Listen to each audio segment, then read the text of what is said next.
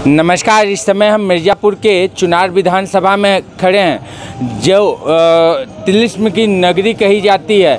इस समय यहाँ पे तिलिस्म का जो जादू चला है वीआईपी पार्टी का, और वीआईपी पार्टी का इस समय जो है चुनार विधानसभा में डंका बज चुका है। इस समय हमारे सामने जो है चुनार विधानसभा से आगामी विधानसभा की लड़ाई में जो लड़ने के लिए इंजीनियर अमित सिंह जी मौजूद हैं यहाँ पर।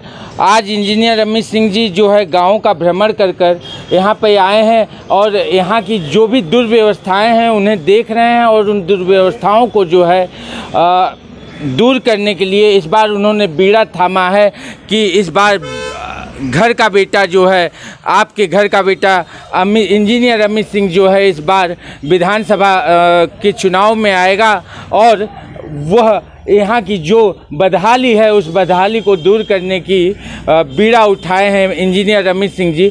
इंजीनियर अमित सिंह जी से हम समझना चाहेंगे कि इस बार उनके क्या मुद्दे हैं, जो मुद्दे सबसे अलग होंगे, जनता को मतलब जनता उससे लाभान्वित हो सके।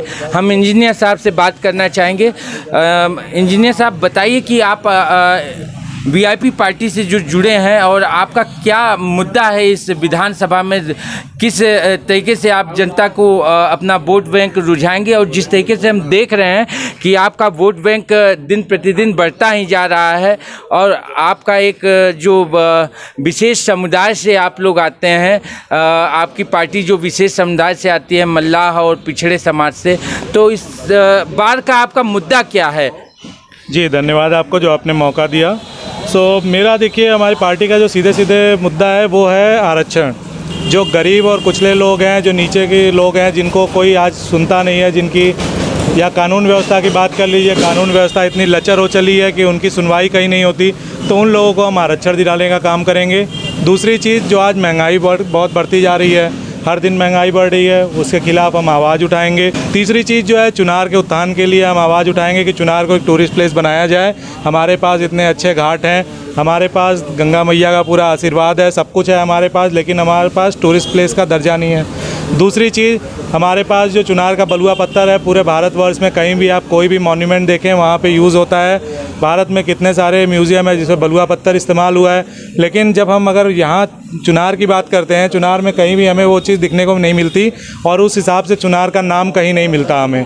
तो हमें चुनार को ज्योग्राफिकल इंडिकेशन टैग दिलवाना है ये। और उसके साथ ही साथ आप हस्तकला देखें अगर, तो हमारे यहाँ जो मूर्तियाँ बनती हैं, जो हमारे यहाँ पोस्टलिंग का काम होता है, जो भी चीज़ें अगर आप देखेंगे, जितने भी लोग यहाँ पे जुड़े हुए हैं, लोग बहुत अच्छा काम कर रहे हैं, लेकिन उनके काम को प्रोत्साहन नहीं मिलता। फिर उसके बाद हम आते हैं बेरोज़गारी पे। बेरोज़गारी इतनी चरम पे है आज के दिन में, आप देख ही रहे हैं कि बच्चा बाहर पढ़ने जाता है, जो घर का अपना कमाई है और सब खर्च वर्च निकाल के पैसे खर्च करके बाहर कहीं पढ़ने जा रहा है। पहली बात तो यहाँ शिक्षा के ऑप्शन नहीं है, उसको आगे की पढ़ाई के लिए बाहर जाना ही पड़ता है, तो पहले वो हो गया। अब आते हैं हम स्वास्थ्य के लिए। स्वास्थ्य में भी अस्पताल आज हमारे यहाँ ढंग के है नहीं। अगर हमारे यहाँ चुनार में कोई बीमार होता है तो उसको भर्ती कराने हम बनारस जाते हैं। आखिर हम बनारस क्यों जाते हैं? चुनार में ऐसा क्या कमी है? तो कहीं ना कहीं हमें ये भी सोचने की ज़रूरत है। दवाइयों का अभाव, अस्पताल का अभाव, शिक्षा का अभाव, तो लोग हमारे इसीलिए पिछड़े होते जा रहे हैं। तो हमें उनके लिए आवाज़ बन के आगे आना है, उनकी लड़ाई लड़नी है, और समाज में ऐसा स्तर लाना है कि हर आदमी एक समान हो। और न्यायिक प्रक्रिया जो हमारी चलती है, देखिए अगर आप कहीं भी देखते हैं तो आज जो नीचे की जाति के लोग हैं उनकी नहीं सुनवाई होती है, तो हमें उनके लिए भी लड़ाई लड़नी है ताकि उनको भी समान अधिकार मिले। नहीं, एक चीज़ और जानना है कि जैसे कि आपने विकासशील इंसान पार्टी ही क्यों चुना? बहुत से बैनर थे, और बहुत से बैनरों से आप जो है कि अपनी रणनीति तैयार कर सकते थे। ये विकास वीआईपी पार्टी ही क्यों? देखिए, वीआईपी पार्टी इसलिए क्योंकि वीआईपी पार्टी निषादों की पार्टी, जो निचले स्तर पे लोग हैं, जो आरक्षण से वंचित हैं, जिनको मिलना चाहिए, जो गरीबी से जूझ रहे हैं, आज के दिन में 2 वक्त की रोटी के लिए जूझ रहे हैं, ये उनकी पार्टी है। और पार्टी की जो विचारधारा है वो है विकास और लोगों को साक्षर करना, लोगों को समझाना, जागरूक करना। तो इसीलिए मैंने विकासशील इंसान पार्टी को चुना, क्योंकि ये एक नई दिशा में एक नया युवा नेतृत्व है, और एक नई दिशा, एक नई उम्मीद के साथ आए। इसलिए मैंने विधानसभा में इस बार विकासशील पार्टी के साथ जुड़ के और उनकी जितना ज़्यादा मैं उनका प्रचार कर सकूं मैं करूंगा। और इसका रीज़न यही है कि वो लोगों के तरक्की और उत्थान के लिए सोचते हैं, उनके विकास के लिए सोचते हैं।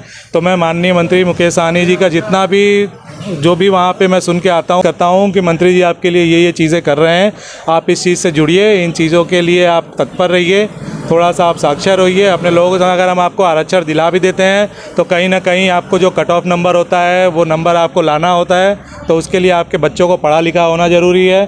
तो ये हम गाँव जाके लोगों को समझा रहे हैं।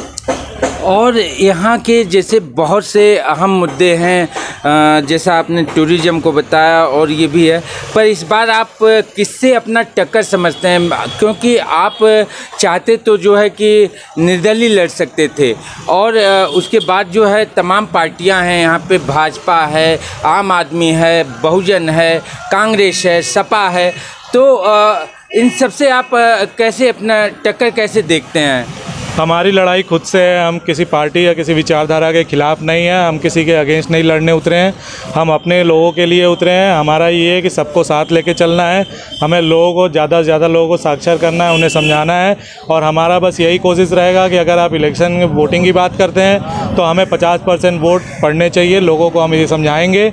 और हमारी लड़ाई खुद से, अगर उस 50% से हम जीतते हैं हारते हैं वो बात की बात है, लेकिन हमें 50% लोगों के वोट चाहिए और हमें लोगों का प्यार चाहिए, सम्मान चाहिए। इसलिए हम लोगों के बीच में जाके लोगों से मिल रहे हैं और उन्हें समझाने की कोशिश कर रहे हैं। एक अहम और लास्ट सवाल कि जैसा कि आपने आरक्षण की बात की है, तो आरक्षण में बहुत सारे सवाल और बहुत सारे मुद्दे उठ रहे हैं, तो आरक्षण को आप किस स्तर पे मतलब समाज में देना चाहते हैं?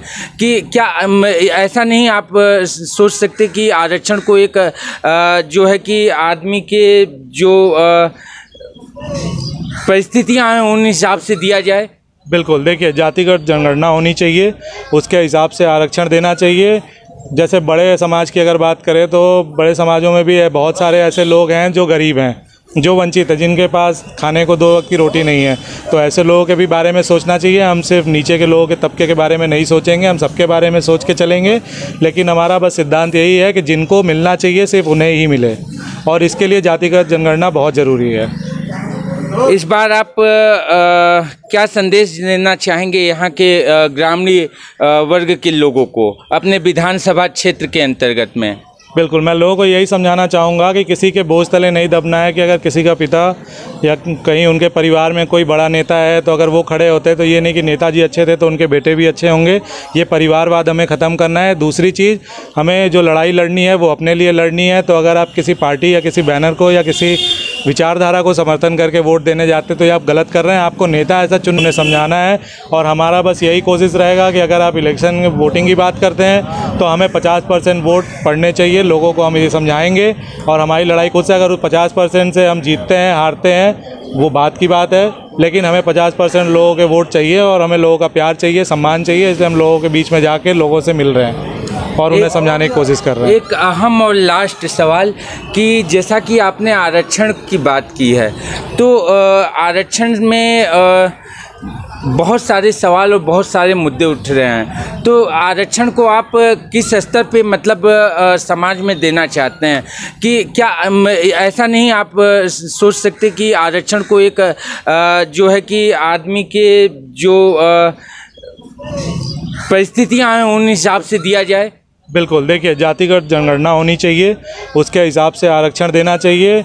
जैसे बड़े समाज की अगर बात करें तो बड़े समाजों में भी है, बहुत सारे ऐसे लोग हैं जो गरीब हैं, जो वंचित है, जिनके पास खाने को 2 वक्त की रोटी नहीं है। तो ऐसे लोगों के भी बारे में सोचना चाहिए। हम सिर्फ नीचे के लोगों के तबके के बारे में नहीं सोचेंगे, हम सबके बारे में सोच के चलेंगे। लेकिन हमारा बस सिद्धांत यही है कि जिनको मिलना चाहिए सिर्फ उन्हें ही मिले, और इसके लिए जातिगत जनगणना बहुत ज़रूरी है। इस बार आप क्या संदेश देना चाहेंगे यहाँ के ग्रामीण वर्ग के लोगों को अपने विधानसभा क्षेत्र के अंतर्गत में? बिल्कुल, मैं लोगों को यही समझाना चाहूँगा कि किसी के बोझ तले नहीं दबना है। कि अगर किसी का पिता या कहीं उनके परिवार में कोई बड़ा नेता है तो अगर वो खड़े होते तो ये नहीं कि नेताजी अच्छे थे तो उनके बेटे भी अच्छे होंगे। ये परिवारवाद हमें ख़त्म करना है। दूसरी चीज़, हमें जो लड़ाई लड़नी है वो अपने लिए लड़नी है। तो अगर आप किसी पार्टी या किसी बैनर को या किसी विचारधारा को समर्थन करके वोट देने जाते तो ये आप गलत कर रहे हैं। आपको नेता ऐसा चुनना है जो आपके बीच में रहे, आपके हक के लिए लड़े, आपके लिए आवाज़ उठा सके। अगर आप उसे रात को 12 बजे फ़ोन करें तो वो नेता आपके लिए खड़ा हो, क्योंकि नेता जो होता है वो नेता नहीं होता, वो आदमी का सर्वेंट होता है, गुलाम होता है, नौकर होता है। उसको सरकारी खजाने से पैसा मिलता है और सरकारी खजाना भरा जाता है हम लोगों के कमाई से। तो नेता जो होता है, नेता आदमी का नौकर होता है, जनता का नौकर होता है, सेवक होता है। तो नेता को नेता ना बनाएं, हम नेता को सेवक की तरह रखें और उससे रात हो दिन हो जब भी हमें ज़रूरत पड़े हम उससे सवाल पूछ सकें। हमें ऐसा नेता चाहिए। आप सुन रहे थे वीआईपी पार्टी के चुनार विधानसभा से आगामी विधानसभा की लड़ाई में जो है इंजीनियर अमित सिंह जी जो है नए विचारधाराओं के साथ जो है नई क्रांति के साथ एक युवा वर्ग जो है नई क्रांति चुनार विधानसभा में लाना चाह रही है। पर देखना होगा कि आने वाले समय में वीआईपी पार्टी किन किन को टक्कर देती है। मिर्ज़ापुर से पोल खोल पोस्ट के लिए चंदन दुबे की report. Make happy your feet with our brand with SS Footwear, बैरन का एकमात्र प्रतिष्ठान जहां आपको मिलेगा सभी branded shoes, sandals, wallets, belts, all accessories, साथ ही बाटा की वैरायटी ऑफ आइटम जो आपके गेटअप को देंगे परफेक्ट लुक। तो देर किस बात की, आज ही विजिट करें हमारे शोरूम। हमारा पता है 426 वैरन बिंदनगर रोड, धोती, वैरन, सिगरौली, मध्य प्रदेश। नंबर 9425177049 9798591115। और हाँ, हमारे चैनल को सब्सक्राइब करें, घंटी का बटन दबाना न भूलें, जिससे नई अपडेट आपको समय समय पर मिल सके।